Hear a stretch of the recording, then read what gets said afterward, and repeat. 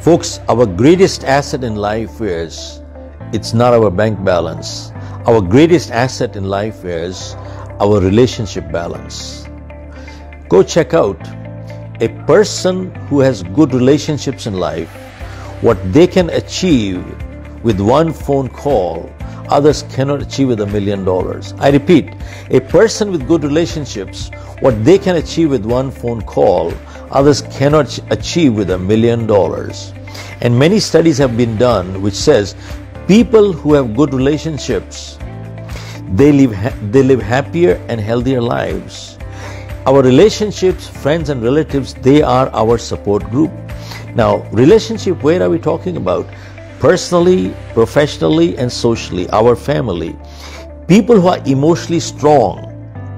You see, in any crisis, they come out stronger.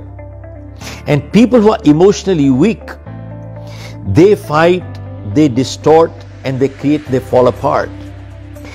And folks, people who are emotionally weak people, you can never build lasting relationships with them.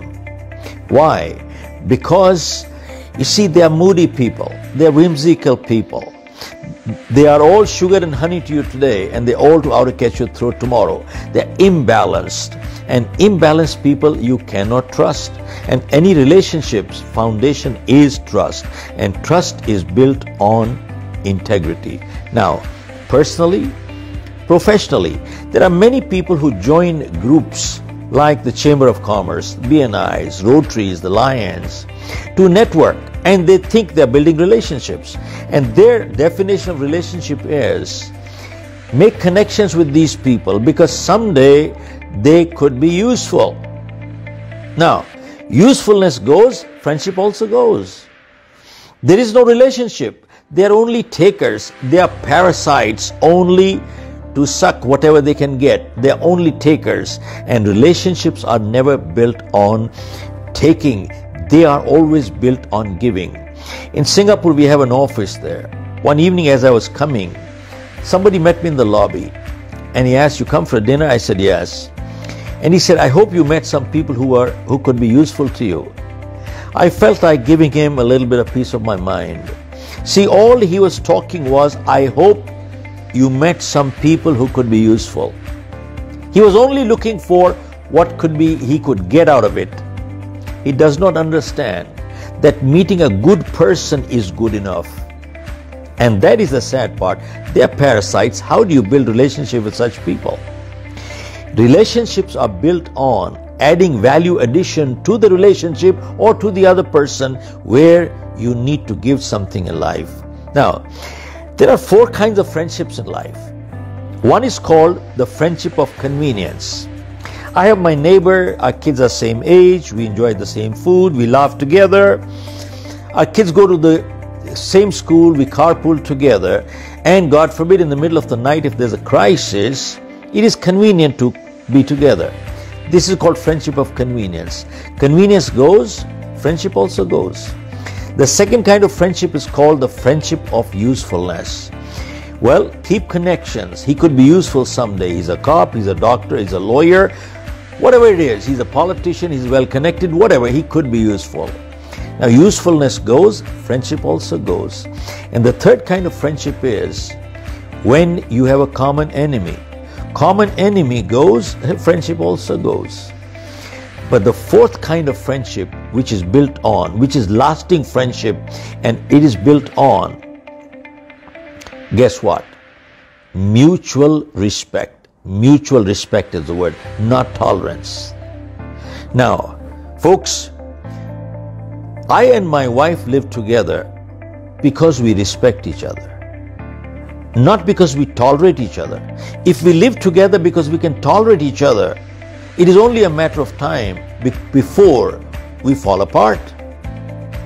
Tolerance is only postponing the blast.